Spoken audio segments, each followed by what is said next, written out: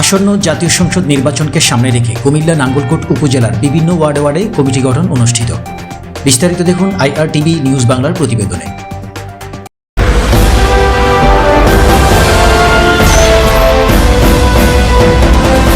আপনারা দেখছেন IRTV news Bangla. আসন্ন জাতীয় সংসদ নির্বাচনকে সামনে রেখে কুমিল্লা নাঙ্গলকোট উপজেলার বিভিন্ন ওয়ার্ডে ওয়ার্ডে গত বৃহস্পতিবার 8 মে কমিটি গঠন অনুষ্ঠিত হয়েছে।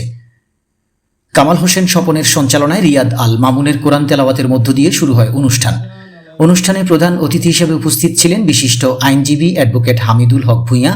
অনুষ্ঠানে বিশেষ অতিথি হিসেবে যারা উপস্থিত ছিলেন নাঙ্গলকোট উপজেলা বিএনপির সদস্য অ্যাডভোকেট কামরুল হাসান, নাঙ্গলকোট উপজেলা বিএনপির সদস্য জনাব মিজানুর রহমান মজুমদার ও নাঙ্গলকোট উপজেলা বিএনপির যুগ্ম আহ্বায়ক জনাব মোহাম্মদ এনাম ভূঁইয়া ও 1 নং ওয়ার্ডের মেম্বার জনাব এমদাদুল হক ভূঁইয়া প্রমুখ।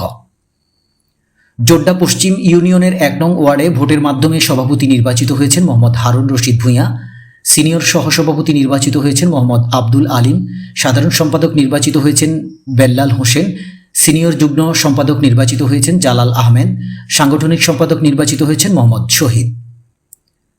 2 নং ওয়ার্ড ঘোড়া ময়দান ওমর ফারুকের সঞ্চালনায় বক্তব্য রাখেন 10 নং জোড্ডা পশ্চিম ইউনিয়নের সম্মানিত চেয়ারম্যান জনাব জসিম উদ্দিন মজুমদার, ইউপি সদস্য দিনু মেম্বার ও মাওলানা তাজুল ইসলাম।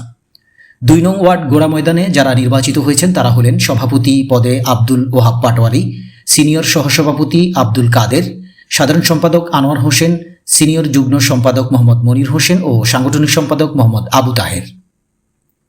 দামুরপাড় 4 নং ওয়ার্ডে সালে আহমেদের সঞ্চালনায় অনুষ্ঠানে বক্তব্য রাখেন 4 নং ইউপি সদস্য জনাব নেজামউদ্দিন মেম্বার, বিএনপি নেতা মোহাম্মদ শাহজাহান কবির।